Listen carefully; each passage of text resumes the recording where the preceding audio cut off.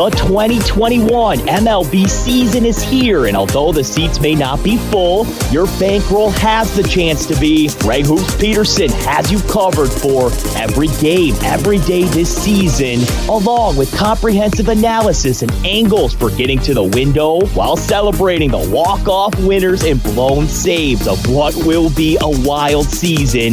Now it is time for the Baseball Betting Podcast with Greg Peterson.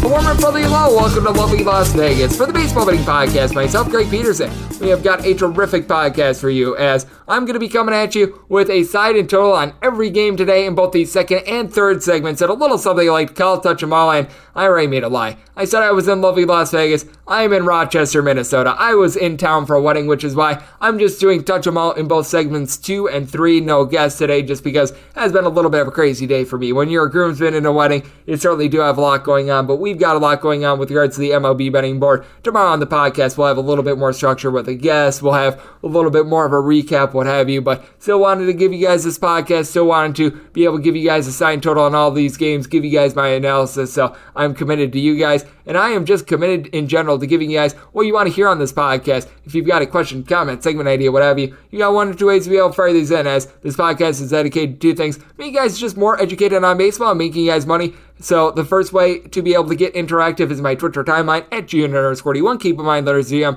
they mean does not matter. So as per usual, please do send these into the timeline. Other ways, find an Apple Podcast review. If you rate this podcast 5 stars, it is very much appreciated. And then from there, you're able to fire in whatever you'd like to hear on this podcast via that 5-star review. Did not wind up getting in any Twitter questions today, but had a fun day of baseball on Saturday. So let's take a look back at it. Tried to find some trends and try to get to know these teams a little bit better. Games from yesterday is Greg buzzing about. Here is the rowdy recap. Nothing like celebrating a New York Post winner at a wedding with the team down late but able to come back. That's what the Cardinals did, winning by a count of 3-2 over the Padres, with the Cardinals plating 3 runs in the 8th inning to be able to do so. Yu Darvish with his best start in quite a while. He had given up 4+ runs in 8 out of his last 11 starts. 7 scoreless in this one, but Emilio Pagan, he was taken and gone in the 8th inning as Tyler O'Neill was able to get his 28th home run of the season. He wound up giving up all 3 runs in that 8th inning for the San Diego Padres. They go just 2 of 7 men in scoring position as it was a relatively solid start out of Adam Wainwright. Doesn't get the win, but gives up 2 runs over the course of 6 innings. 2.89 ERA for the 40-year-old. And then Cody Whitley, Justin Miller, Giovanni Gallegos all give you a scoreless inning. And for the San Diego Padres, their wild card hopes are fading and fading and fading as they are now 2.5 games out, as the Cincinnati Reds are currently 2 games out of the wild card themselves. It's been a long and winding road for them, and they wound up losing to the LA Dodgers on Saturday by a count of 5-1. For the Dodgers, Max Scherzer has now given up 1 earned run in his last 6 starts. 7 scoreless innings ever since being picked up by the Dodgers. A sub-7 ERA. I mean, that's not 7.00, sub-0.70. He has been that good. Joe Kelly, a scoreless inning. Kenley Jansen gives you the final out of the bullpen. Alex Vesia gives up 1 unearned run as you wind up having a error by Corey Seager. But for the LA Dodgers, they'll go just 2 of 10 with men in scoring position, but they do get to Sonny Gray. He gave up 4 runs, 3 of which were earned over the course of 6 innings as he was hurt by a trio of errors. Mike Moustakas, a pair of them, and then Joey Votto in error. Jeff Hoffman, along with Mr. Art Warren, both give you a scoreless inning, and then Amir Garrett gives up a run in an inning. And for the Dodgers, they played just 7 of their last 31 games over the total, but they weren't able to make up any ground on the San Francisco Giants as they just continue to win 2-0. They take down the Atlanta Braves. For the Bravos, Charlie Morton has been very good on the road, and he continues to maintain right around a 3-ish ERA on the road, giving up 2 runs over the course of 5 innings. From there, Jesse Chavez, AJ Minter, Drew Smyly, I'll give you a scoreless inning, but nothing doing on offense as the San Francisco Giants give Alex Wood the start, 3 scoreless out of him, and then the bullpen steps up. Dominic Leon, Tyler Rogers, Jose Alvarez, Jarlin Garcia, Jay Jackson, Zach Liddell, all give you scoreless innings as the San Francisco Giants have the top ERA when it comes to the bullpen in all of baseball. They held up in this one. The Oakland A's are looking to claw their way back into the American League playoff picture as all their games after this weekend are against the Seattle Mariners and the Houston Astros. They need these, and they got one on Saturday against the LA Angels. 3-1 the final. James Caprillion, 6 scoreless innings. Teolis Carrera gives up a run in an inning, but Yasmeno Petit, Andrew Chafin both give you scoreless innings, and Matt Olson was able to go deep off of one Jose Suarez, his 36th home run season. The Angels, by the way, in the 20 appearances that Suarez has made overall, scored 4 runs or fewer in 15 of them. And for the Angels, second fewest runs per game in baseball ever since the All-Star break at 3.8. As Suarez gives up 3 runs over the course of 5 2/3 innings, including that home run. Mike Myers, Jimmy Hergoat were both able to give you a scoreless inning, and Oliver Ortega winds up giving you 1 1/3 inning scoreless, but no offense there. Not a lot of offense for the New York Mets either, as they wind up losing to the Philadelphia Phillies, who they are making a push for the postseason. 5-3, the Phillies are able to get the W as they get a pair of home runs in this one off the bat of Gene Segura. Goes deep off of Carlos Carrasco twice for his 13th and 14th home runs of the season. For Carrasco, all that he gave up were those 2 solo home runs. 2 runs over the course of 6 innings from their bright hand. The hand wound up slapping this team in the face. Gives up 3 runs, just one of which was earned in a third of an inning. He was hurt by Pete Alonso fielding error, but Miguel Castro, Jerseys Familia both give you a scoreless inning. Trevor May, pair of outs out of the bullpen, but the lone form of offense for the Mets really in this one, Brandon Nimmo. He had a triple and a home run in this one. His home run is 6th of the season. That winds up coming off of Hector Neris, who gives up that solo shot in an inning. Sam Coonrod, he gives up a run in an inning. Jose Alvarado gives you an out of the bullpen, and Ian Kennedy a scoreless inning, but Aaron Supernola was pretty super. 5 2/3 innings, gives up just 1 run, punches out 9, so that was big for them. This was big for the Seattle Mariners, but in a bad way. They wind up losing to the Kansas City Royals by a count of 8-1. For the Royals, they wind up being able to get to Mr. Yusei Kikuchi, who only last 3 innings, giving up 3 runs in the process. Yohan Ramirez, Eric Swanson both give you a scoreless inning, but Sean Doolittle, he's doing very little for you. He winds up giving up a solo home run as being able to go deep for the Kansas City Royals. That would be Mr. Michael Taylor, his 12th home run season, and then from there, you get 2 innings out of Matt Andrees, giving up 4 runs, 2 of which were earned, hurt by Kyle Seager fielding error, and for the Royals,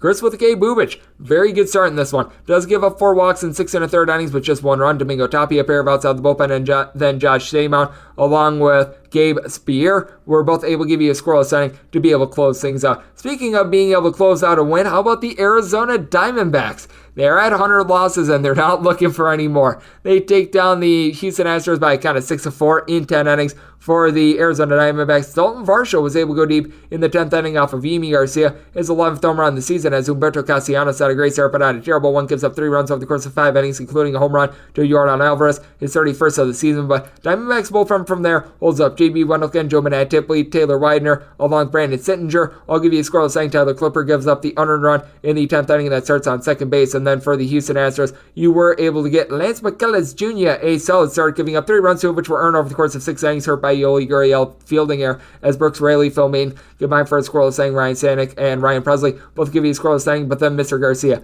gives up that home run, 3 runs, 2 of which were earned over the course of his 10th inning, so that was not necessary. So bueno for the Astros. This was bueno for the Blue Jays, though, as they take down the Minnesota Twins by kind of 6-2. Lone form of offense for the Minnesota Twins, Josh Donaldson. Goes deep off of Steven Matz, 24th home run season for Matz, 5 2/3 innings. He gives up that home run, 2 runs in total in that time span. Trevor Richards gives you an out of the bullpen, and then Tim Mazza, along with Adam Simber, combined for 2 scoreless innings. Jordan Romano is able to give you a scoreless inning and a pair of home runs. We're ahead for the Toronto Blue Jays as well. Teoscar Hernandez, along with Marcus Semien, go deep off of Bailey Ober in the 4th inning. Hernandez is 28th home run season, and Semien is 40th as Ober gives up 4 runs over the course of 4 innings, including both of those bombs. From there, you wind up having 1 1/3 innings out of Giovanni Moran, giving up 2 runs in the process. Ralph Guzza Jr. was able to give you a scoreless inning, and Kyle Barraclough gives you 5 outs out of the bullpen. He's looked relatively solid recently, but you need a little bit more than that because this is a Twins team that they have badly underachieved. The Rockies have underachieved a little bit as well, but how about them getting hot on the road?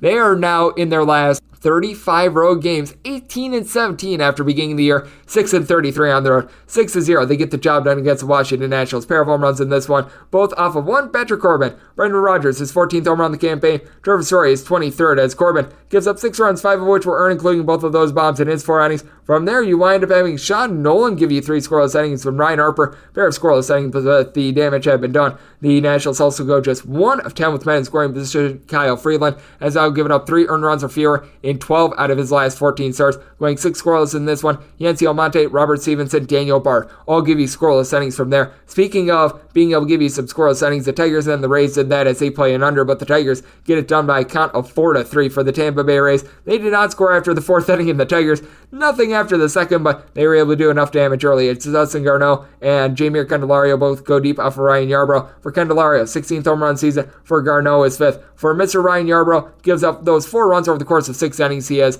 now been really bad whenever he's been a starter, having more than a point higher on his ERA rather than when an opener winds up coming in for him. But then from there, Colin McHugh, JT Chargois, and then you were able to get an inning out of Joey Kribel. I'll give you a scoreless inning. And for the Tampa Bay Rays, Jordan Luplow was able to provide his 11th home run season, but the Rays go 0-7 with men in scoring position as Tarek Skubal gives up that home run. 2 runs in total over the course of 3 innings, but then Jose Urena winds up going 3 1/3 innings, giving up just 1 run. From there, you wind up getting a pair of outs out of Alex Lang and Kyle Funkhauser, Michael Fulmer. Both give you scoreless innings to be able to close things out. The Pittsburgh Pirates were able to close out the Miami Marlins as well, 6-3. They were able to get the W in this one, as for the Pittsburgh Pirates, they go just 2 of 15 with men in scoring position, but they just kept on getting opportunity after opportunity. As for the Miami Marlins, Edward Cabrera winds up giving up 3 unearned runs over the course of 4 innings. He was hurt by an Jesus Sanchez fielding error. Sean Gunther from there gives up 2 runs in an inning. You have Paul Campbell come in for 3 innings, gives up just 1 run, and then you wind up getting a scoreless inning out of Taylor Williams. Meanwhile, for the Miami Marlins, you were able to get the first home run, I believe, of the career of catcher Nick Fortes. It was certainly of the season, as he winds going deep off of Bryce Wilson, but for Wilson, gives up just 2 runs over the course of 5 innings, and then Aniel De Los Santos, Sam Howard, Jason Shreve all give you a scoreless inning, and Kyle Keller gives up a run in an inning, but a Pittsburgh Pirates team that is currently dead last in the league with regards to runs per game, they get a W. The Texas Rangers, who have been scoring the fewest runs per game of any team in the American League since the All-Star break, they get it done as well, 2-1. They take down the Chicago White Sox, as Spencer Howard was pretty much used as an opener in this one, does give up 3 walks in 3 innings, but no runs. From there, Drew Anderson gives up 1 run over the course of 3 innings. That 1 run was a solo run going deep for the White Sox. Mr. Yasmani Grandal, who ever since coming off the injured list has been amazing, hitting about a .375, his 21st home run season. But we have Spencer Penn, Dennis Santana, Joe Barlow. I'll give you a scoreless inning. And for the Chicago White Sox, Lance Lynn wasn't bad in this one. He gives up 2 runs, one of which was earned in 5 1/3 innings. He was hurt by an error out there in the field, but Garrett Crochet, pair of outs. The bullpen, Michael Kopech, Craig Kimbrell, both give you a scoreless inning, but nothing doing on offense for this team. Not a lot doing for the Baltimore Orioles all season long, and not a lot doing on Saturday. They lose to the Boston Red Sox by a count of 9-3. For the Orioles, they were able to get some runs early in this game. Mount Castle and Austin Wynns both go deep off of Nick Pivetta. For Wynns, his 4th home run season, Mount Castle, his 30th, as the Orioles get all their runs in the first 2 innings of the game. For Pivetta, goes 3 2/3 innings, giving up the 3 runs, but then Darwinzon Hernandez gives you 2 outs out of the bullpen. Tanner out 2 2/3 innings out of the bullpen scoreless. Not sure why he's coming out of the bullpen, but he did. And then Enzo Robles, Garrett Richards, both give you a scoreless inning. And for the Baltimore Orioles, Zach Luther gives up 3 runs in 3 1/3 innings. And then from there, a really bad appearance from Mike Baumann, giving up 5 runs and he got 6 outs. Connor Green gives you a pair of outs out of the bullpen. Fernando Abad continues to be very bad. He gives up a run in his inning. Now is a 6.75 ERA, and Dustin Knight a scoreless inning. But for the Baltimore Orioles, once again, a big underdog that does not wind up coming through. This underdog did not come through either, as the Chicago Cubs lose to the Milwaukee Brewers by a count of 6-4. Justin Steele gives up 2 runs over the course of 4 innings, but those 2 runs were both solo home runs, as going deep off of him. Manny Pina, for his 11th home run season, he would go deep off of Scott Efrost a little bit later for his 12th home run season, and then Eduardo Escobar's 28th home run season. Jake Peterson would also go deep off of Adbert Alzolay for his 6th home run season. For Alzolay, gives up 2 runs over the course of 3 innings, including that home run. Scott Efrost gave up 2 runs in 2/3 of an inning, including one of those Pina home runs. And then Michael Rucker gives you an out of the bullpen. And for the Chicago Cubs, pair of home runs for this team. Ian Happ, who now has 12 home runs ever since the beginning of the month of August, his 23rd of the campaign. That comes off of one Corbin Burns, who winds up giving up 3 runs, 2 of which were earned over the course of 6 innings. And Wilson Contreras gets his 20th home run of the season. That winds up coming off of Brad Boxberg, as he gives up a run in an inning. But Devin Williams, Josh Hader, they're there to close the door, being able to get scoreless 8th and 9th innings. Not a lot scoreless for the Yankees, though. They give up an 11th spot to the Cleveland Indians, losing by a count of 11-3. For the Indians, they were the Windians in this one, as Yu Chang goes deep off of Luis Eel, his 8th home run season. Mr. Andrew Heaney would then give up a pair of homers to Jose Ramirez, 34th home run season, and to Franmil Reyes, 30th bomb of the campaign, and then Alberto Abreu gives one up to Andres Jimenez, 3rd home run season. For Mr. Luis Eel, he gives up 3 runs, 2 of which were earned over the course of his 4 1/3 innings, and then Alberto Abreu gets 2 outs, gives up 5 runs, 3 of which were earned. At the Yankees wound up having a pair of errors out there in the field by DJ LeMahieu and Gary Sanchez. Andrew Heaney gives up 3 runs, 2 of which were earned in his 3 innings, and then Joey Rodriguez a scoreless inning, and then the Yankees were able to get a pair of home runs of their own as Brian Shaw gives one up to Giancarlo Stanton, 30th home run of the campaign, and Ralph Garza Jr. gives one up to Luke Voigt for his 11th home run season. As for the Indians, Aaron Savali looked incredible in this one. Pre-injured list, Aaron Savali came out as he gave 6 scoreless innings. Shaw gives up a solo home run over the course of his inning of work, and then Justin Garza gives up 2 runs in 2/3 of an inning, but Blake Parker gives you an out of the bullpen, and Emmanuel Clase, as he's done all year long, was lights out, giving this team a scoreless inning as well. So you wound up having a great day of Major League Baseball on Saturday, and where does that leave us overall for the season? Well, you've still got a little bit of a lead when it comes to unders versus overs. Overall, this Major League Baseball season, about 50.4% of games are going under the total at 1,060 to 1,044. Meanwhile, favorites overall this season, they are hitting at a rate of 59.5%, 1,304 and 889. Home teams, they're winning 54% of the time, 1,195 and 1,020 over the last 30 days. Home teams, they are just 196 and 204, so hitting at a rate of just 49%. Meanwhile, if you're looking at favorites, 233 and 161, hitting at just 59% over the last 30 days, so that's been a little bit tough for them, but unders have been very good over the last 30 days, 196 and 176, so in the last 7 days, we have seen a couple more overs as the overs are hitting at a rate of a little bit over 50% over the last 30 days, 41 overs, 40 unders, favorites in the same span, 55 and 36, so in the last 30 days, hitting at a rate of 60.4%, and home teams, 44 and 48, so that's what we were all seeing in Major League Baseball yesterday, and that's what we're all seeing trend-wise. Now coming up next, a little bit of a condensed version of this podcast as I wound up being on the road for a buddy's wedding. So in part 2 of this podcast, going to give you a sign total on every game and a little something I like to call touch them all for the National League games. And then in the final part of this podcast, American League games along with the lone interleague game as well. So that's on the other side right here on the Baseball Betting Podcast with myself, Craig Peterson.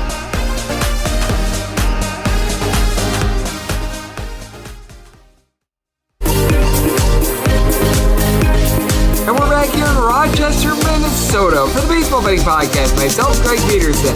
Had a very eventful day yesterday, so no guests on this podcast. Instead, we just wound up hitting on the side and total for every game in 2 parts. So in this part, going to be hitting on the National League games, and then in the second part, going to go American League and Interleague games, and a little something I like to call Touch 'em All. If a game is listed on the betting board, Greg has a side and a total on it, so it is time to touch them all. Do note that, as per usual, any changes that are made to these plays will be listed up on my Twitter feed at gunit_81. As per usual, we are going to be going in that Las Vegas rotation order. Begins with 951, 952 on the betting board. The Colorado Rockies hit the road to face off against the Washington Nationals.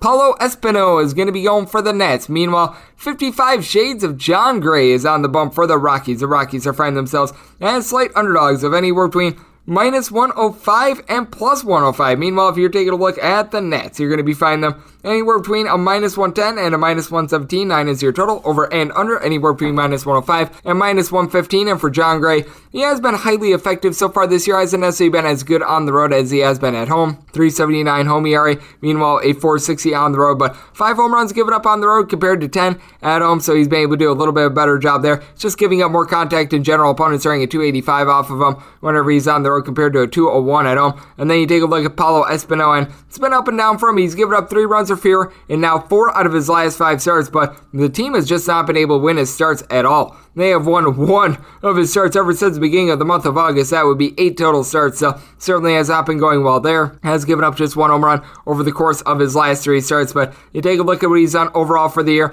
3.56 ERA at home, giving up 8 home runs in 60 and 2/3 innings. He has given up 8 home runs on the road as well, but that's more like 36 innings. And then you do have Kyle Finnegan backing up this team. You've been able to get a lot of something out of Ryan Harper, who's got a sub-3 ERA, and for the Colorado Rockies, Daniel Bard has a north of 8 ERA on the road compared to more like a 3 ERA at home, but these guys have been able to find it a little bit more. Robert Stevenson is someone that wound up getting used up yesterday, but he might be able to come back. Carlos Estevez as well. And then you take a look at this Rockies team, and you do have Trevor Story now, 23 home runs. Was hitting right around the Mendoza line of 200 going into this road trip. He's been able to pick things up a little bit. Brendan Rodgers on the road, hitting right around 275. CJ Cron has 7 home runs in the team's last 2 road trips, and then for the Washington Nationals, Juan Soto, along with Josh Bell, both have been able to give you between 25 and 27 home runs. For Soto, 460 on base. It's absolutely amazing. Yadiel Hernandez, Alcides Escobar, Jody Mercer, all in between it's 269 and a 280. Lane Thomas ever since coming over to this team, hitting right around 300 as well, but don't have a lot of faith here in Paulo Espino. I do think that John Gray is going to be able to deliver a good start, so I wound up setting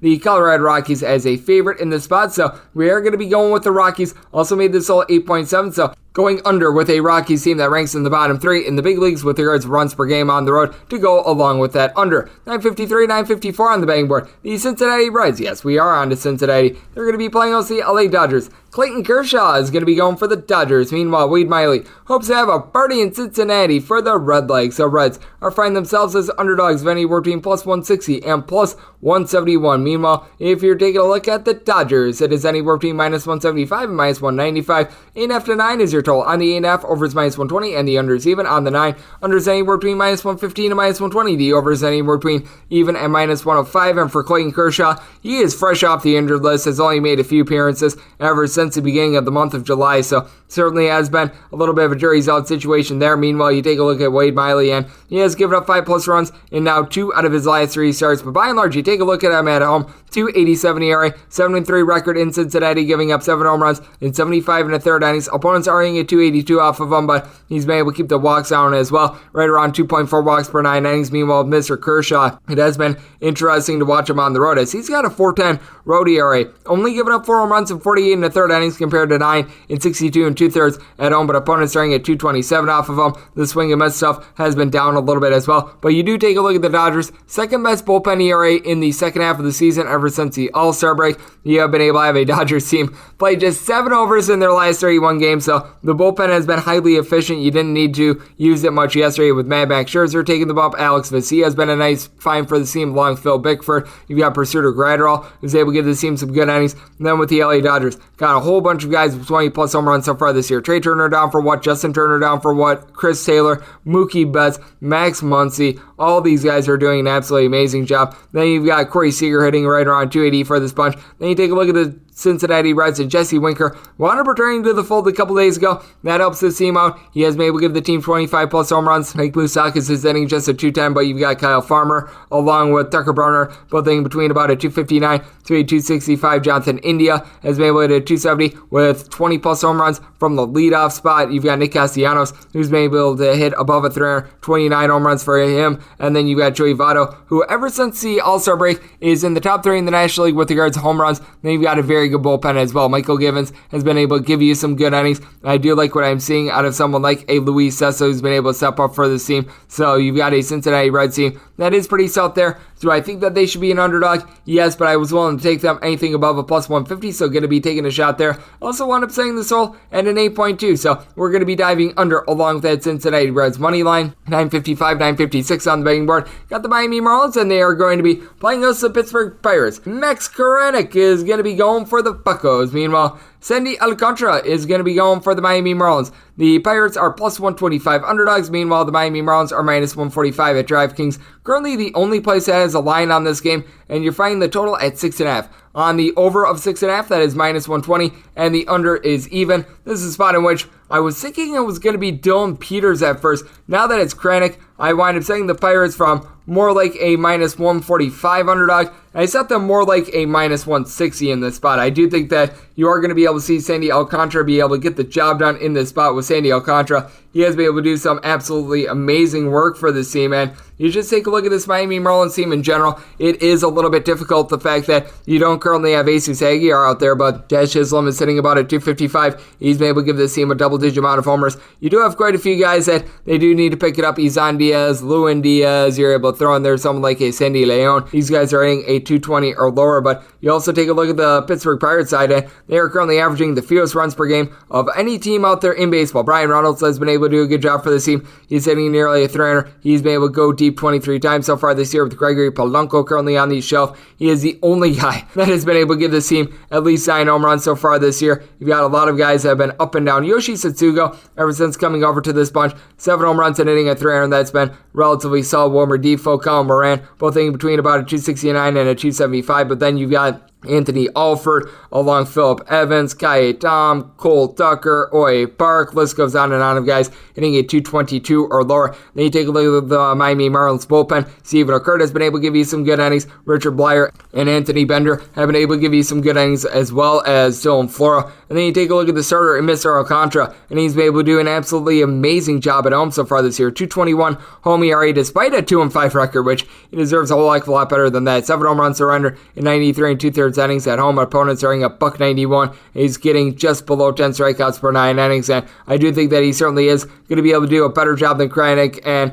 Kranick wound up having a pretty much perfect game through 5 innings in his first start of his career. Ever since then, things have not necessarily been going well from him. He's got a 7.66 ERA so far this year, giving up 3+ runs in each out of his last 5 starts. He's made 6 in total, so ever since that first one, it certainly has been regressing. I do think that regression is going to continue, so I'm going to be taking a look at the Miami Marlins in this spot. If you're looking at DraftKings, run line on the fish is right around a +150. I'd be willing to take a shot on that, as I wound up setting this to where a +130 or better. I'd be taking a shot here on the fish. Did wind up setting this total at 7.3, so he's 7 or lower. Going to be taking a look at the over, 7.5 or higher. Going to be taking a look at the under. 957, 958 on the betting board. The Chicago Cubs hit the road to face off against the Milwaukee Brewers, as Eric Lauer is going to be going for the Brewers. Meanwhile, Adrian Sampson is going to be on the bump for the Chicago Cubs, and the Cubs find themselves anywhere between +175 and +190. Underdogs, meanwhile, if you're taking a look at the Crew, it is anywhere between -201 and -215, with time being your total. Under is -120,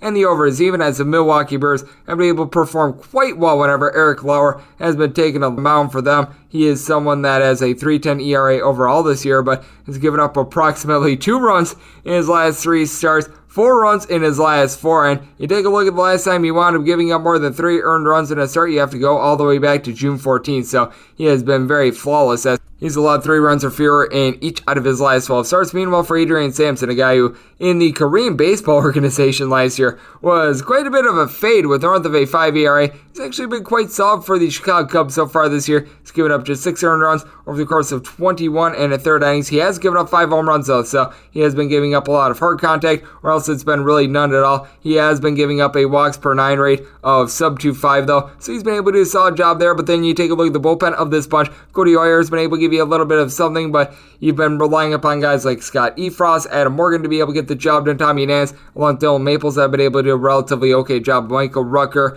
along with Manuel Rodriguez and company, these guys have been not good. Meanwhile, you take a look at the Brewers, and Hunter Strickland, along with Brad Boxberger, have been selling out the bullpen. Jake Cousins also has a sub 2 ERA, and then you've got Devin Williams along with Josh Hader, who are a great 8th and 9th inning duo. And then for the Milwaukee Brewers, this is a bunch in which you do have a couple guys out due to injury, as Willie Adames has been missing the last few games. And as a result, this is a Milwaukee Brewers team that they have been a little bit rough on offense in games not played against the Chicago Cubs, as they wound up entering into the series having scored 4 runs or fewer in 4 out of their last 6 games. You've got Lorenzo Cain, Luis Urias, along with Eduardo Escobar, Christian Yelich, all guys hitting between about a 250 to a 255 throw in there. Pablo Reyes, Chase Peterson, it's right around 370 on base. And for the Chicago Cubs, Frank Schwindel, 7 home runs over the team's last 21 days has been relatively solid. He is hitting a 440 for this bunch, so he's been able to do a nice job. And then you take a look at Patrick Wisdom. He's still generating about a home run every, I would say, about 11 to 11.5 at bats, but now hitting a 235, so he has fallen back to earth a little bit. Ian Happ overall for the year has not been good, but you take a look at him ever since the beginning of the month of August, and this is a man that's hitting right around 300. He has been able to supply 12 home runs as well, so that has been something encouraging for the Chicago Cubs, but I don't think that it's going to be enough in this spot. I think that Eric Lauer going to be able to deliver a good start, so with the Milwaukee Brewers, wound up setting them as a sizable favorite on the money line of right around a -235. When it comes to the run line, was willing to take them closer to a -130, and instead anywhere between -105 to a -115. So going to be taking a look at the Brewers run line, set the total at 9.2, so going over as well, 959, 960 on the betting board. Got my New York Post play today as the Slam Diego Padres hit the road to face off against the St. Louis Cardinals. J. Happ Hooray hopes to not be J. Happ Boo for the St. Louis Cardinals. Meanwhile, Jake Arrieta is going to be on the bump for the Padres. The Padres are finding themselves as underdogs, and rightfully so in this spot, as they are finding themselves anywhere in the neighborhood of a +110 to a +115. Meanwhile, if you're taking a look at the cards, you're going to be finding them Anywhere between a minus 120 to a minus 139 is your total. Over is anywhere between minus 110 and minus 125. The under is anywhere between plus 105 and minus 110. Seeing straight 9.5 out there as well. The over is minus 105 and the under is minus 115. And the New York Post play is the over in this spot because you've got a pair of guys with north of 6 ERA so far this year in J-App along with Jake Arrieta for App. He has an ERA hovering right around 7 in his last 24 starts. In that time span, he's been giving up 2.2 home runs per 9 innings. And then you got a guy in Jake Arrieta in which the team that he has been playing for, whether it be the Padres or the Cubs in his last 11 games, they are 0-11 in that time span. He's got a 9.89 ERA. I mean, it has been really, really bad for him. Overall this year, he's given up right around 2.2 home runs per 9 innings himself. With the Padres, has given up at least 3 runs in each out of his 3 starts with them, and overall, he's given up at least 3 runs, and now I believe it's 10 out of his last 13 starts, and this is a Padres bunch in which they have been scoring the fewest runs of any National League team ever since the beginning of the month of August, but at the same time, you still do have quite a few guys giving you a little bit of something. Jake Cronenworth, Manny Machado, Fernando Tatis Jr., all these guys hitting between about a 268 to a 286 on there. Eric Hosmer as well. For Tatis Jr., he's been able to give you right around 39 home runs. For Cronenworth, along with Manny Machado, both of these guys between 20 and 25 bombs. And Frazier, ever since coming over from the Pittsburgh Pirates, has only been able to hit right around 240, though. You've got a guy in Will Myers who's hitting at 255 for this bunch as well. And then you take a look at the St. Louis Cardinals, and got a lot of guys varying between, I would say, about a 248 to a 265. Tommy Edman, Nolan Arenado, Yadier Molina, Dylan Carlson, Harrison Bader.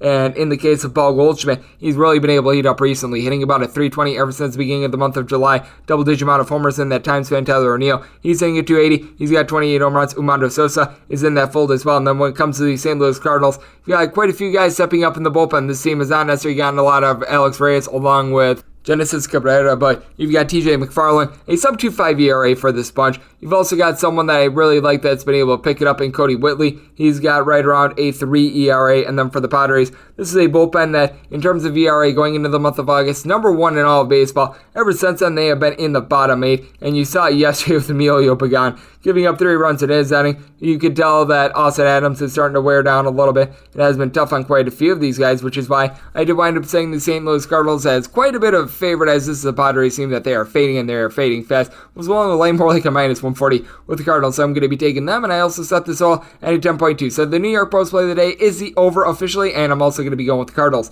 961, 962 on the betting board. We've got the San Francisco Giants, and they're going to be playing with the Atlanta Braves. Max Fried is going to be going for the Bravos. Meanwhile, Anthony DeScalfani is going to be on the bump for the Giants. The Giants are finding themselves as favorites of anywhere between minus 110 to a minus 116. Meanwhile, if you're taking a look at the flip side with the Bravos, you're going to be finding them anywhere between a minus 105 to a plus 106, with your total being 8, with the over at minus 115 and the under at minus 105. For Max Fried, he has been able to do a relatively solid job for the Atlanta Braves, but certainly has been a little bit more inconsistent when it comes to his road performance versus his home performance. Overall this year, a 3.47 ERA. He's given up a little bit less than 1 home run per 9 innings, so he's been able to do a relatively rock solid job there. But you do take a look at him on the road, 3.90 road ERA, 3.09 home ERA. Now, he is pitching in San Francisco, which is a little bit more pitcher friendly, but at home, 5 home runs given up in 75 and 2/3 innings, 10 in 67 innings on the road, and opponents are at 259 off of him on the road compared to a 224 at home. Then you've got a guy in Anthony DeScalfani who's been able to do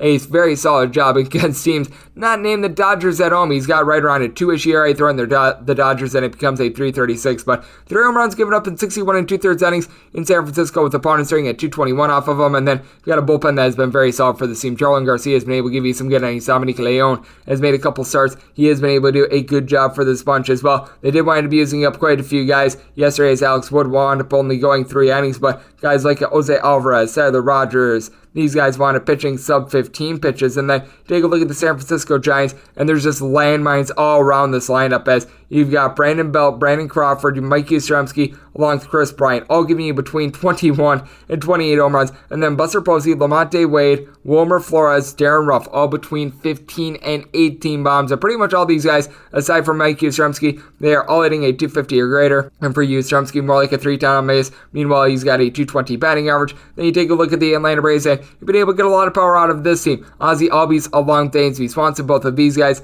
have been able to give you north of 25 home runs so far this year, with Ozzie Albies at 28 bombs, Freddie Freeman, Austin Riley. You combine 59 home runs between these two guys, both of these guys hitting above a 295. You've got someone in Adam Duvall who's been able to hit right around 33 home runs. Ode Soler, ever since coming over from the Kansas City Royals, he's hitting right around a 270. He has been able to provide ever since the beginning of the month of July right around 15 home runs as well. And then for the Atlanta Braves, they've got the number 6 bullpen in all baseball ever since the All-Star break. Guys like Jesse Chavez, Richard Rodriguez, Edward Garcia, these guys have been able to do a solid job. And then with the San Francisco Giants, it's just a case that this team is so hot, 97-52 so far this year. So this is a situation which I did wind up saying the Giants as right around a minus 140 favorite, and when it comes to this total, was willing to take anything above an 8.5 under, but this is a spot in which set it at 8.1. So seeing the 8s here, going to be taking this total over, and I'm going to be riding with the Giants. And we wrap things up for this part of the podcast before I wind up jumping into part 2 with 963, 964 on the betting board. The Philadelphia Phillies going to be in the road face-off against the New York Mets. Rich Hill is going to be going for the Metropolitans. Meanwhile, Kyle Gibson is going to be on the bump for the Philadelphia Phillies. The Phillies are finding themselves as underdogs in the spot of anywhere between a plus 105 to a plus 110. Meanwhile, if you're taking a look at the Metropolitans, anywhere between minus 115 and minus 125, with 8.5 to 8 being your total. On the 8 over is minus 115 to minus 125. The under is anywhere between minus 105 and plus 105. On the 8.5, under is anywhere between minus 105 to a minus 120. Meanwhile, the under that is anywhere between even and minus 115. And this is going to be a situation which I'm going to be taking a look at the Philadelphia Phillies. I set them as a very slight favorite. Now I realize that Kyle Gibson has an ERA hovering right around a 4.5 whenever he pitches outside of both Philadelphia along with Arlington, but at the same time, it's hard to really have a lot of faith here in Rich Hill. 0-3 record ever since coming over to the New York Mets. He's given up 3 runs or fewer in pretty much all of his starts, but at the same time, he just hasn't necessarily done a lot for you. He has given up just 4 walks over the course of his last 4 starts, and he's been able to do a better job of being able to generate swings and misses, has been able to do a good job of being able to provide 24 strikeouts in the team's last 4 starts, but at the same time, it is a little bit of a horse apiece situation. And what I think is also going to be really tough is the fact that the Mets, you've right now got 2 really good matchups for this team. Javi Baez along with Pete Alonso, both of these guys 30 plus home runs so far this year, but past that, you got a lot of guys that are scuffling at the plate. Now, Jonathan VR, ever since the beginning of the month of August, right around a 340 on base, 255 batting average overall, and you've also got Jeff McNeil hitting right around 250, but you've got then James McCann along Francisco Lindor, Michael Conforto, owing between a 225 to a 235 along with Kevin Pillar as well. And for the Philadelphia Phillies, Bryce Harper is just doing everything for this bunch right now. He has been able to provide 17 home runs ever since the beginning of the month of August. He is hitting a 315. Gene Segura is hitting a 300 for this team as well. JT Realmuto hitting right around a 265. Got Freddie Galvis, Odubel Herrera hitting between about a 249 to a 259. Then Didi Gregorius, Andrew McCutchen, both of these guys hitting a sub 225. But with McCutchen 24 home runs, has been able to get on base at north of a 325 as well. And for the Philadelphia Phillies, the bullpen is not necessarily great. Archie Bradley over the last 30 days, a north of 5 ERA. Sam Coonrod, and certainly has his trials and tribulations to say the least, and Ian Kennedy, ever since coming over from Texas, has an ERA that hovers right around a 5.5. But then you also take a look at the Mets, and Aaron Loop has been able to do a nice job for the team. You've been able to get some good innings out of Miguel Castro, but Castro wound up getting used up yesterday. Jurcic Familia has been a little bit shaky recently as well, and Edwin Diaz, someone that is a little bit of a question mark as well. So I'm going to be saying the Phillies as a favorite, so we're going to be taking them when it comes to this price. Also wound up setting this total at an 8.5, so going to be trying to take a look at one of these 8.5s with no juice over, just because the 8.5 is implied with minus 110 juice, so being able to get it at even money, we're going to be taking that to go along with the Philadelphia Phillies, and we are going to be hitting the American League games and the lone interleague game on the other side. A little bit of a interesting podcast because I'm out here in the state of Minnesota, but coming up next, hitting those American League games and the interleague games on a little bit of something I like to call Touch Them All right here on the Baseball Betting Podcast with myself, Greg Peterson.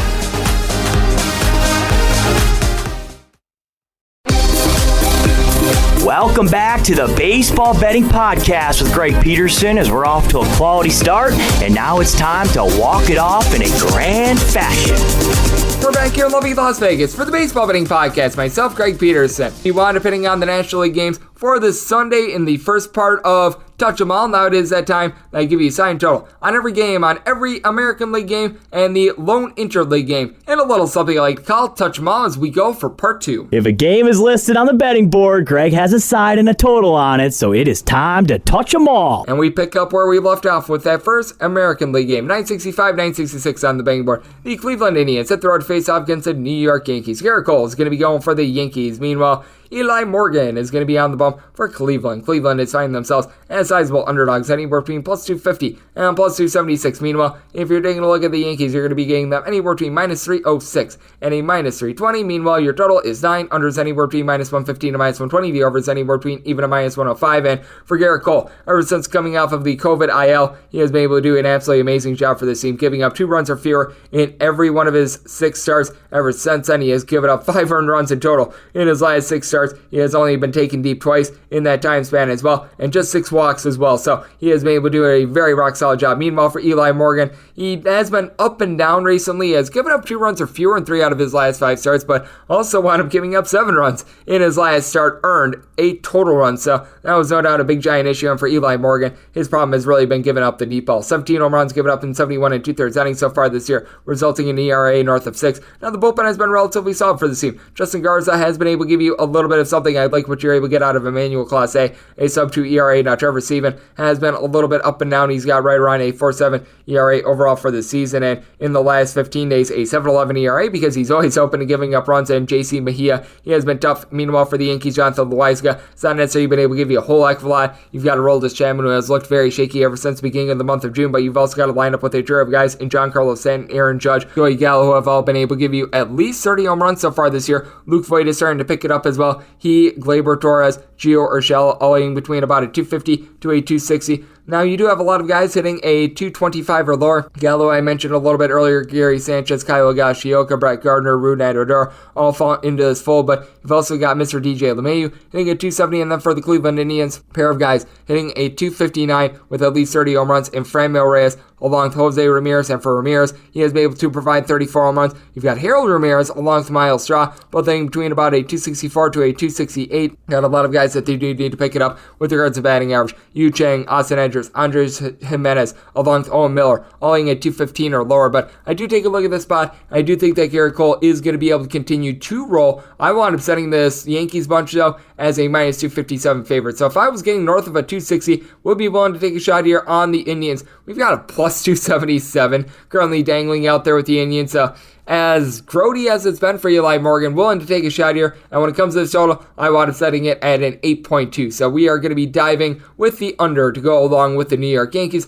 967, 968 on the betting board. You got the Minnesota Twins, and they're going to be in the road to face off against the Toronto Blue Jays. Good old to be determined is going to be going for the Twins. Meanwhile, Jose Barrios is going to be going for the Toronto Blue Jays. And with the Blue Jays, you've got no numbers up on this game, but you've got to figure that they are going to be a sizable favorite with Mr. Barrios. This is a spot in which I'd probably be setting them right around about a minus 185-ish favorite if it winds up being some form of a Twins bullpen game. I think that they were intending on John Gant going, but looks like he's going to be on the injured list. It does look like it's going to be a bullpen game for the Minnesota Twins. As Luke Farrell, it looks like he's going to be able to get the start for this bunch. And for Farrell, he has been able to give the team a sub-2 ERA, but then again, it is also Luke Farrell. So you've got a whole heck of a lot of that going on. Meanwhile, for Jose Barrios, he has been giving you right around a 3.6-ish ERA ever since he wound up getting traded from the Minnesota Twins, his former team, and joining the Toronto Blue Jays. You got to feel like there's going to be a little bit of revenge on both of these sides. Obviously, the Minnesota Twins are going to want to stick it to Mr. Barrios.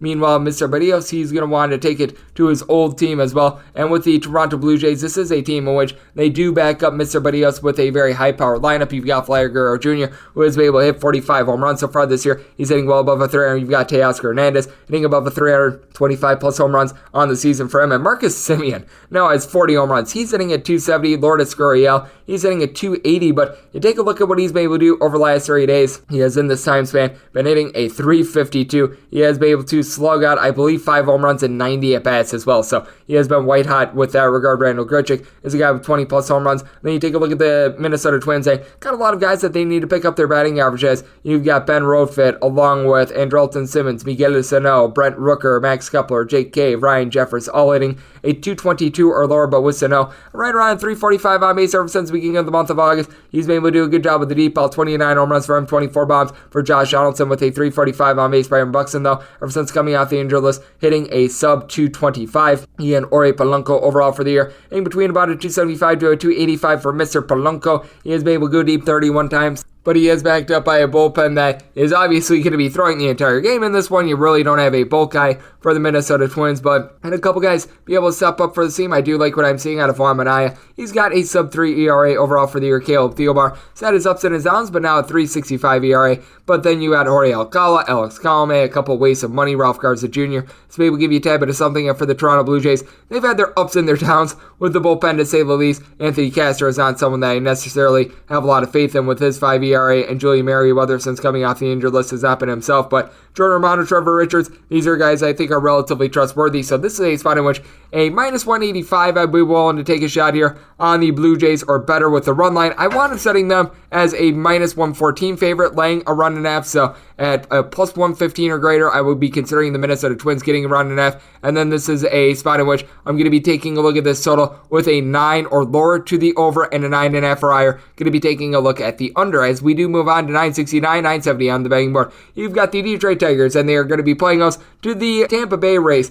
With the Rays officially on the betting board, it is listed as to be determined. I am seeing Shane McClanahan right now in a lot of spots, so I'm going to be going as if it is going to be Mr. McClanahan going against Willie Peralta of the Detroit Tigers. Currently no numbers up on this game, but if we do wind up getting Willie Peralta against Shane McClanahan, we'll be setting the Rays as right around a minus 172 favorite. That means that on the run line, I'd be willing to lay up to about a minus 106 with the Rays. An 8.5 or lower, going to be taking a look at the over, 9 or higher to the under with McClanahan. This is someone that has been a little bit banged up recently, and I don't necessarily think it's that as much as the Rays have been trying to be treating Mr. McClanahan with some kid's gloves. You take a look at him overall for the year. Last start did wind up coming on September 8th, so only been a few days ever since he wound up taking the mound. He has given up 3 runs or fewer, and now 14 out of his last 15 starts, so he has been very rock solid for this bunch. You take a look at him at home, and he's actually been a little bit worse than on the road. 3.38 road ERA, 3.81 home ERA, giving up 6 home runs in both environments, giving up a 2.68 home batting average, though. And then you take a look at Willie Peralta, and he's been underrated good this year. 3.32 is his ERA for the year. He has given up now 2 earned runs or fewer in each out of his last 4 starts. He's really given up 3 earned runs or fewer in all but 3 out of his 15 total starts. He's backed up by a bullpen of the Detroit Tigers that ever since the beginning of the second half of the season, since the All-Star break, top 8 with regards to ERA, as you've got Kyle Funkhauser has been able to do a good job for this team. You do have a guy in Gregory Soto who was an all-star. He's been able to give you some good innings. Even Michael Fulmer has come in and he's been able to hold down the fort for this team. Then you take a look at this Tigers lineup, and Jonathan Scope along Jameer Candelaria, both in between about a 272 and 275. You do have a trio of guys in Mr. Scope, Robbie Grossman, along with Eric Haas, all giving you between 20 and 24 home runs. With Grossman, he's got about a 350 on base. Jameer Candelario in that same boat as well. You do need to get a little bit more out of guys like Willie Castro, Zach Short, Nico Goodrum, hitting at 215 or lower. And then you take a look at the Tampa Bay Rays, and you've got a trio of guys with north of 30 home runs for this team. That'd be Mike Zunino along with Brandon Lau, and then you're able to throw in there Nelson Cruz with Lau. Only about a 235 batting average, but a 335 on base. Austin Meadows, he's been able to supply 24 bombs, hitting only about a 230, but more like a 315 on base. G-Man Choi sitting at 245, but a 350 on base. Got a lot of these guys with the team. Randy Otto-Zorena along Joey Wendell, both hitting between a 270 and a 271 as well. So been able to get some rock solid performance there for the Tampa Bay Rays. JP Fire Eisen, Pete Fairbanks, and Nick Anderson are now off the injured list. Andrew Kittredge has a sub-2 ERA, so been able to get some good performance there. This is a Rays bullpen that just ranks towards the top of the league with regards to a little bit of everything. So a minus 172 or better would be taking a look at the Tampa Bay Rays, and when it comes to Sol 8.5 or lower, going to be taking a look at the over 9 or higher, going to be taking a look at the under. As we move on to 971, 972 on the betting board, the Baltimore Orioles hit the road face-off against the Boston Red Sox. Nathan Eovaldi is going to be going for the Sox. Meanwhile, Alexander Wells is going to be on the bump for the Baltimore Orioles. The Orioles are finding themselves as big underdogs here, anywhere between a plus 260 to even as high as a plus 285 in this spot. Meanwhile, if you're taking a look at the Boston Red Sox, you're going to be finding them as high as a minus 335, as good as a minus 315, with 10.5 being your total on the 10.5. The under is anywhere between minus 115 and minus 120. The over is anywhere between even and minus 105. And we're seeing a couple tens out there as well. Over is anywhere between minus 115 and minus 120. Under is anywhere between even and minus 105. And for Alexander Wells, to say that it's not been going well this year would be quite generous, and that's the way that it's going for the Baltimore Orioles in general, because this bullpen has right around a 70 ERA over the last 3 days. Cole Sulzer's been able to give you a little bit of something. Tanner Scott, though, has had a tough time with his command. Tyler Wells, he has not been able to do a necessarily great job recently as well. And then for Alexander Wells, in his 8 total appearances, 5 starts, he's got an ERA that is north of a 7 this season. He has been giving up, in terms of home runs per 9 innings, right around 2.5. He has given up at least 3 runs in 3 out of his last 5 appearances, and the games in which he didn't give up 3 runs, he wanted going 4 innings or fewer in every one of them. Meanwhile, for Nathan Eovaldi, he's been dominant at home. A 2.88 home ERA, a 4.62 road ERA, 5 home runs given up in 106 innings at home, 62 and a third innings on the road, has given up 9 home runs, and opponents are getting 229 off of him in February. Meanwhile, a 279 when he's on the road. And for the Boston Red Sox, this is a team in which they've got a whole lot of firepower when it comes to offense, as Rafael Devers has done a great job, north of 100 RBI so far this year. He's been able to go deep 34 times. His batting average hovers right around 275. You got Xander Bogaerts hitting above 300. He's got 22 home runs. Kike Hernandez, he's hitting about 250, and then Hunter Renfroe, Kyle Schwarber, Christian Vasquez, Jose Iglesias, lying between about a 258 to a 268. Bobby Dahlbeck, over the last 3 days, he's got a double-digit amount of homers. JD Martinez, 285 batting average. He's got right around 24 bombs. And then for the Baltimore Orioles, you do have a little bit of offense with this team, as Trey Mancini, Ryan Mountcastle, Austin DeSay's kid, along with Anthony Santander as well, in between a 247 to a 260. Hayes and Mancini right around 20 to 21 home runs apiece. And then Ryan Mountcastle and Cedric Mullins, both between 29 and 30 home runs. Mullins hitting about a 300, but then you got Domingo Leyba, DJ Turner Stewart, Ryan McKenna, Pat Faleka, Kelvin Gutierrez, Austin Wins, all these guys hitting a 210 or lower, so that certainly has been a big issue. I was willing to lay up to about a minus 330 on the money line when it comes to the Red Sox. If you're taking a look at this run line, it is about a minus 170 in this spot, and that is honestly going to be a take for me. I was willing to lay up to about a minus 180, so we're going to be taking the Red Sox on the run line. Now, I only set this all at a 9.7 because I do think that Eovaldi is going to be able to shut down the Boston Red Sox, so going to be taking this total under, and I'm going to be riding with the Boston Red Sox on the run line. 973, 974 on the betting board. You got the Kansas City Royals, and they're going to be playing host to the Seattle Mariners. Logan Gilbert is going to be going for the M's. Meanwhile, Jackson Kowar is going to be on the bump for the Royals. The Royals are finding themselves as underdogs, anywhere between a plus 110 and a plus 122. Meanwhile, if you're taking a look at Seattle, you're going to be finding them anywhere between about a minus 125 to a minus 132, with 9 being your total. Over is minus 120, and the under is even. And for Logan Gilbert, it certainly has been a little bit of an up and down year from. There was a string in which the team had won 10 straight starts of his. That certainly has dried up a little bit. And then you take a look at Jackson Kowar, and he has not been good for the Kansas City Royals. Wound up having some solid numbers while he was out there in the SEC. I believe that he wound up playing for Florida, if I remember correctly. You can check me on that, but certainly ever since he's come up to the MLB level, it has not been rosy for him, as he's got an 11.50 ERA across his 5 starts. He has given up at least 2 runs at every one of them. He has given up 4 plus in 3 out of his 5. He has won 3 innings or fewer in 3 out of his last 5 appearances as well, so that certainly has been brutal to say the least. And then you got a guy in Logan Gilbert that he has seen a little bit of positive progression coming through, as he has given up a combined 4 runs over his last 3 starts. Home run ball has been killing him a little bit recently. He's given up right around 1.35 home runs per 9 innings so far this season, and you take a look at his home and road splits, and it's actually been pretty even in both. 4.91 home ERA, 5.06 road ERA, giving up 6 home runs in 42 and 2/3 innings on the road, with opponents hitting at 238 off of him. Now with the Seattle Mariners, you've got a team that is pretty much dead last in the league when it comes to batting average, but at the same time, you do have a couple guys that are coming through for you, as Mitch Haniger hitting right around 250. He and Kyle Seager have both been able to supply 33 plus home runs for this bunch. You've got a guy in JP Crawford who's hitting right around 265, and then Ty France, he's hitting at 291, but then with Seager thrown into this mix, you've got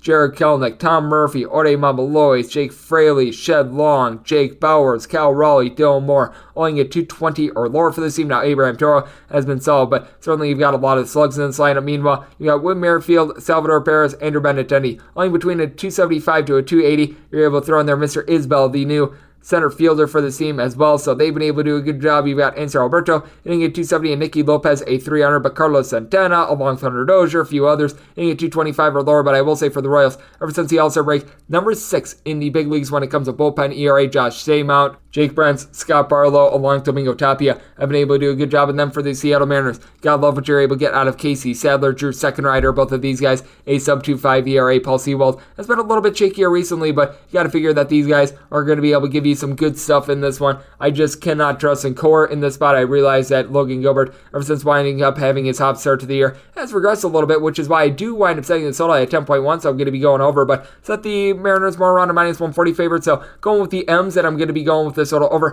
975, 976 on the betting board. The Chicago White Sox are going to be hitting the road face-off against the Texas Rangers. Jordan Lyles is going to be going for the Rangers. Meanwhile, Lucas Giolito is going to be on the bump for the White Sox. The White Sox are finding themselves as anywhere between minus 230 and a minus 265 favorites. Meanwhile, you're finding the Texas Rangers anywhere between a plus 195 and a plus 210. Your total on this game is 9. The over and the under anywhere between minus 105 and minus 115. And for Jordan Lyles, it certainly has been a rough year for him. He is coming off a very good individual start in his last start, in which he wound up giving up 7 scoreless against the Houston Astros, so that was very solid. And he's given up a combined 1 run in his last 14 innings in his last 2 starts, and the team has won each out of his last 3. But I do think that regression is going to come in after those couple good ones, as he has given up 36 home runs and earned 62 and 2/3 innings so far this year. That is in the top 5 in the big leagues. At home, 4.71 ERA, giving up 16 bombs at 80 and 1/3 innings, and opponents starting at 2.85 off of him. Meanwhile, Lucas Giolito has been relatively comparable home to road. Actually been a little bit better on the road with a 3.60 ERA compared to a 3.94 at home, giving up 9 home runs in 80 innings on the road. Meanwhile, 18 and 82 and 1/3 innings when he's at home, and he has been able to do a good job of being able to give you some swings and misses, as well as he's been able to give you right around 10.5 punch-outs per 9 innings. You got a Chicago White Sox team in which Luis Robert is hitting right around a 345 for Tim Anderson is hitting a 300, and then you've got Jose Abreu leading the league in RBI with 111. He's been able to go deep 29 times, including a double-digit amount of bombs in the month of August. Yohan Moncada, along with Mr. Abreu, you're able to throw in there Eloy Jimenez, Lori Garcia, all these guys hitting between about a 251 and a 267 with Moncada, right around a 380 on base. And then you've got Yasmani Grandal, who ever since coming off the injured list has been very good for this team. He has been able to supply 6 home runs at 56 at-bats, hitting right around 375 in that time span. Then you got a Texas Rangers bunch in which Brett Martin along Spencer Penn have been able to give you a couple innings out of the bullpen. Joe Barlow has a sub-2 ERA, but for the Chicago White Sox, Greg Kimbrell along with Liam Hendricks, both of these guys are pretty dominant. You've got a guy in Ryan Tepera who's been able to give this team, along with the Chicago Cubs, good innings all season long. I do feel like the Texas Rangers should be a sizable underdog, but you do take a look at Jordan Lyles, and the team has won each out of his last 3 starts. I was willing to take this Texas Rangers team as long as I was getting north of a plus 175, and clearly are at that, so I'm going to wind up taking this plus price. And when it comes to this total, I did wind up setting it at a 9.5. I think that both of these guys give up some runs going over, along with the Texas Rangers, 977, 978 on the betting board. Got the Oakland A's, and they're going to be hitting the road to face off against the LA Angels. Shohei Ohtani is going to be going for the Angels.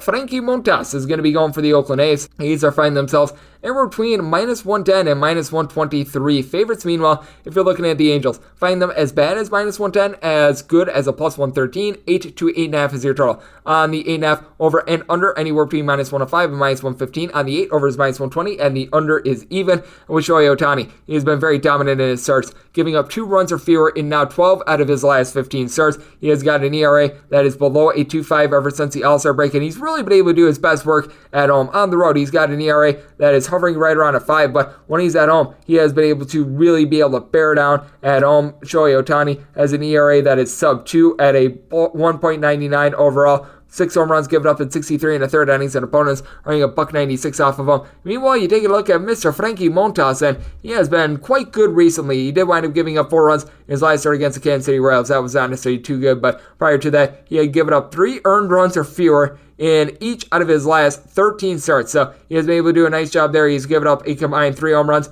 over the course of his last 9 starts too. So he's been able to limit the deep ball. You take a look at him on the road, a 4 ERA compared to a 3.50 at home, giving up 11 home runs in 74 and 1/3 innings away from Oakland. And this is an Oakland team that you do have quite a few guys doing a good job of being able to get on base for you, and an Oakland team that is 28 and 10 in the last 38 series matchups overall. And you take a look at this bunch, and got a lot of guys getting on base for you. Josh Harrison, Starling Marte of the Marte Parte, Mark Canha, Tony Kemp, you're able to throw in there Matt Olson, all at least a 358 on base for this bunch. Marte currently, I believe, leading the league in stolen bases. He's either first or second with Whit Merrifield up there, as Matt Olson has been able to give you 36 home runs. He has been able to do a good job. Then you've got a lot of guys who have been able to supply the boom recently as well. Matt Chapman was given this team right around 12 home runs prior to going on the injured list since the beginning of the month month of August. He is now back, so that should be able to give this team a little bit of something. Quite a few guys that have been able to give you between 14 and 17 home runs as well. You're not going to be getting anything out of Lamont Laureano, but Seth Brown, Sean Murphy, Mark Canha, along Jed Lowry,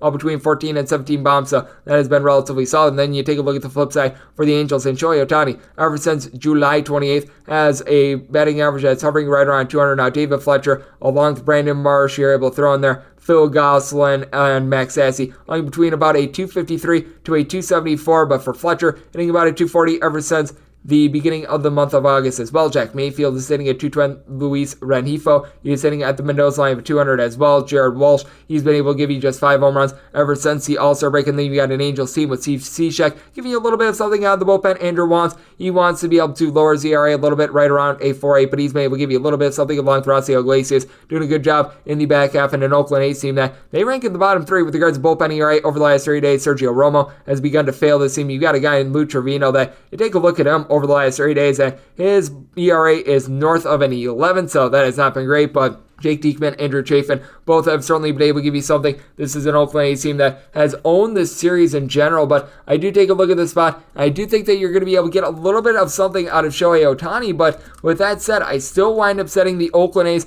as right around a minus 126 favorite in this spot, so I'm going to wind up going with the Oakland A's just because even though Ohtani is on the mound, there are rumors that he might be having a little bit of dead arm, he might be having a little bit of arm soreness right now, so I'm going to be setting the LA Angels as a plus 126 underdog, so I'm going to be going with the Oakland A's in this spot. When it comes to the total, set it at an 8.6, so I am going to be going over along with the Oakland A's, so we wrap things up with 979, 980 on the betting board. You've got the Arizona Diamondbacks, and they are going to be hitting the road to face off against the Houston Astros. Zach Greinke is going to be on the bump for the Astros. Meanwhile, another Zach, and Zach Gallen, is going to be on the bump for the Arizona Diamondbacks, and the Diamondbacks, predictably, going to be finding themselves as a big underdog. You're going to be getting them in between a plus 204 and a plus 216. Meanwhile, if you're taking a look at the Astros, you're going to be getting them anywhere between minus 226 and minus 260. 8.5 is your total. Over is anywhere between minus 115 and minus 120. The under is anywhere between even and minus 105. And certainly a spot in which I'm going to be taking a look at the Astros run line or bust. And I was willing to take the Diamondbacks as long as I was getting at least $2. And we have gotten there with Zach Gallen.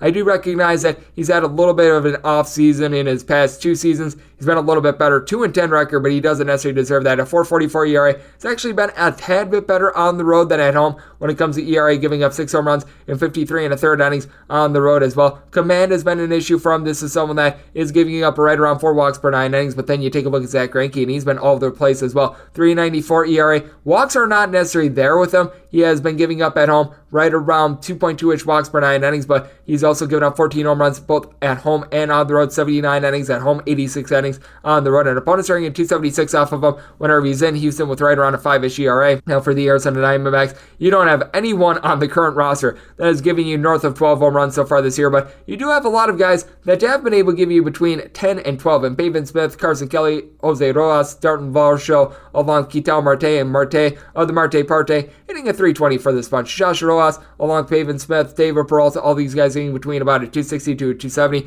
notice someone like a Christian Walker being able to pick it up a tad as well. And then you take a look at the Houston Astros, and you certainly do have some mashers on this team. All these guys have been able to do a good job of supplying at least 23 home runs with at least a 270 batting average for you. Carlos Correa, Kyle Tucker, Jose Altuve, Yordan Alvarez, and then you got Yuli Gurriel. He's hitting above a 300. Michael Brantley, whenever he's been out there, he's been hitting right around 315. Alex Bregman hitting at 295 has been solid as well. All of NDCS, whenever you needed him, he's been able to do a solid job. And for the Houston Astros, this bullpen has been able to perform recently. Kendall Graveman has been able to do a nice job. You've also got Yimi Garcia, who's got a sub-3.5 ERA overall for the season. Ryan Presley has a sub-2 ERA. Ryan Stanek and Blake Taylor, they give you a little bit of this and that. And for the Arizona Diamondbacks, they've been kicking the tires on someone like a Tyler Clippard, who is completely ancient. Jake Faria is a failed starter that they've been using out of the bullpen, along with Taylor Widener. Brett DeGeis is someone with an ERA that hovers right around at 7.5 as well. So certainly a rough spot here, but I do think that Gallen is going to be able to do a solid job. I do think that both of these teams are going to be getting to their respective starters. So set this all a little bit north of 9, so I'm going to be going over, and I'm going to be going with the Arizona Diamondbacks with the plus price. And that will wrap things up for the Baseball Betting Podcast on this Sunday. No guest today. Wound up having a little bit of a strange podcast because I wound up being on the road, but I do appreciate you guys tuning in once again. We'll have a guest tomorrow. We'll have a little bit more structure as well. So if you do like what you're hearing on this podcast, the Baseball Betting Podcast with Greg Peterson, you're able to subscribe wherever you get your podcast. Apple Podcasts, Google Play, Spotify, Stitcher, and TuneIn. If you have a question, comment, segment idea, what have you for this podcast, you've got one of two ways we help fire those in. First one is my Twitter timeline at gunit_81. Keep in mind, letters UM. Naming does not matter. So as per usual, please do send these into the timeline. Other ways, find an Apple Podcast review. If you rate this podcast 5 stars, it is very much appreciated. And then from there, you're able to fire in whatever you'd like to hear on this podcast. Find that 5-star review coming at you guys every single day throughout the baseball season, which means coming at you once again tomorrow. Thank you so much for tuning in.